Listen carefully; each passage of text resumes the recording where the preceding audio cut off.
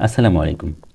গত পর্বে আমরা মায়ের দৃষ্টিতে এবং স্যারের দৃষ্টিতে ভালো হওয়ার চেষ্টা করেছিলাম, আর সেটি অনেকের কাছে কষ্টদায়ক মনে হলেও আজকে আমরা সেই কষ্টদায়ক পরিবেশ থেকে কীভাবে তৃপ্তিদায়ক এবং আরামদায়ক পরিবেশে আসা যায় এবং সেই সাথে কীভাবে বিজয় দিবসের আনন্দ উদযাপন করা যায় সেটি আলোচনা করব। আর হ্যাঁ, এটি আলোচনা করছি লেসন ৬২তে।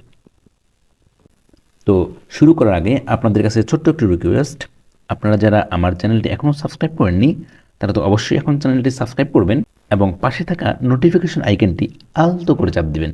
জোরে চাপ দেওয়া যাবে না, যাতে ভেঙে না যায়। আর যারা সাবস্ক্রাইব করেছেন তাদেরকে ধন্যবাদ না দিয়ে পারছি না। তাহলে কথা না বাড়িয়ে চলুন শুরু করা যাক। তো শুরু করার আগে একটু মজা করলাম এই জন্য, যাতে করে ব্রেনটা একটু ফুরফুরে থাকে, কারণ ব্রেন ফুরফুরে থাকলে খুব দ্রুতই কোনো কিছু মাথায় গেঁথে যায়। তাহলে এবার চলুন শুরু করা যাক। আমি বলেছিলাম যে আমরা গত পর্বে মায়ের দৃষ্টিতে এবং ছাড়ের দৃষ্টিতে ভালো হওয়ার চেষ্টা করেছি। আজকে আমরা সেই কষ্টদায়ক পরিবেশ থেকে, লক্ষ্য করুন, কষ্টদায়ক পরিবেশ থেকে তৃপ্তিদায়ক এবং আরামদায়ক, তৃপ্তিদায়ক এবং আরামদায়ক পরিবেশে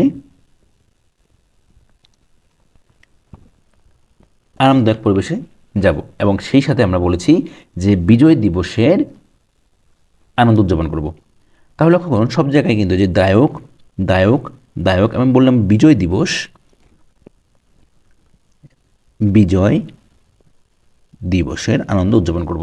এই যে দিবস, লক্ষ্য করুন, দায়ক দায়ক দায়ক এবং দিবস। তার মানে আমরা যদি কষ্টদায়ক পরিবেশ থেকে তৃপ্তিদায়ক এবং আরামদায়ক পরিবেশে যেতে চাই তাহলে আমাদের কি দায়কযুক্ত শব্দগুলো জানতে হচ্ছে, এবং যদি বিজয় দিবস উদযাপন করতে চাই তাহলে এই দিবস সম্পর্কে জানতে হচ্ছে, তাই না?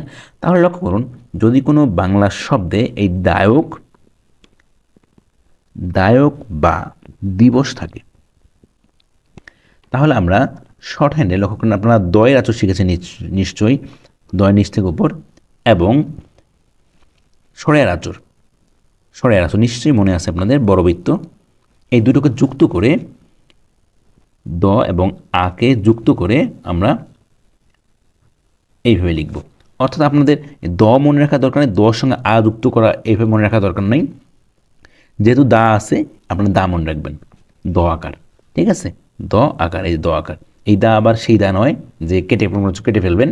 এই দা হচ্ছে আমাদের দায়ক বা দিবসের দা, ঠিক আছে? যাই হোক, এবার তাহলে লক্ষ্য করুন, আমরা শিখলাম যে দ আকার দিলেই এটা আমরা দায়ক বা দিবস হয়ে যাচ্ছে, এবং এটা কিন্তু অবশ্যই যুক্ত করে দিতে হবে, বিচ্ছিন্ন করা যাবে না।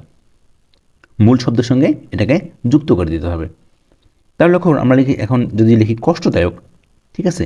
তাহলে এখন ক স ট, এই যে কষ্ট হয়ে গেল দায়ক, দ আকার দিলাম, হয়ে গেল কষ্টদায়ক। এবার তৃপ্তিদায়ক,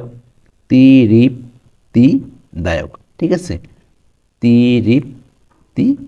দায়ক, ঠিক আছে? এই তৃপ্তিদায়ক। এবার যদি লিখলাম আরামদায়ক, লক্ষ্য করুন, এবার লিখবো আমরা আরামদায়ক, এই হচ্ছে আরামদায়ক, ঠিক আছে? এখন লক্ষ্য করুন, আমরা লিখবো বিজয় দিবস। তাহলে কীভাবে হচ্ছে বিজয় দিবস? বিজয়, এই যে দিবস, বিজয় দিবস, অয়ের ব্যবহার, দিবস। তাহলে কি আমরা কষ্টদায়ক পরিবেশ থেকে তৃপ্তিদায়ক এবং আরামদায়ক পরিবেশে চলে আসলাম, এবং সেই সঙ্গে আমরা বিজয় দিবসে আনন্দ উদযাপন করে ফেললাম। তাহলে চলুন এবার আমরা বাক্য গঠন করি।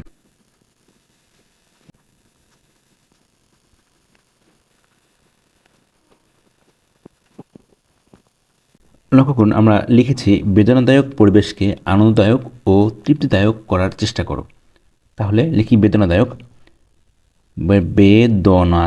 বেদনাদায়ক, এই যে দ আকার দিলাম, দায়ক যুক্ত করে দিতে হবে, যুক্ত করে দিলাম। পরিবেশকে আনন্দদায়ক, আনন্দদায়ক, এই যে আনন্দ নয় যুক্ত করে দিলাম, আনন্দদায়ক, ও তৃপ্তিদায়ক, ঠিক আছে? করার চেষ্টা করো, চেষ্টা করো। এই হলো দন একসঙ্গে আছে, দায়ক, দ আকারকে যুক্ত করে দিলাম, হয়ে গেল দায়ক। পড়ার ব্যবহার, বেশকে নয়ের দিকে যেহেতু আছে, দয় যুক্ত হয়েছে, এদিকে নয়ের দিকে গিয়েছে, কেটে দিলাম, দুইটা হয়ে গেল আনন্দ, দ আকার যুক্ত করে দিলাম, আনন্দদায়ক। ও ও অ ও অন্তস্থ ও ত ঋষিকারে বাসিকারি প তস্কৃতি তৃপ্তি দ আকার তৃপ্তিদায়ক ক আকার আরও করার চেষ্টা করো। আশা করছি আপনারা বুঝতে পেরেছেন। আর ভিডিও দীর্ঘায়িত করছি না, আজকে এ পর্যন্তই। দেখা হচ্ছে পরবর্তী ভিডিওতে। সে পর্যন্ত ভালো থাকবেন। আল্লাহ হাফেজ।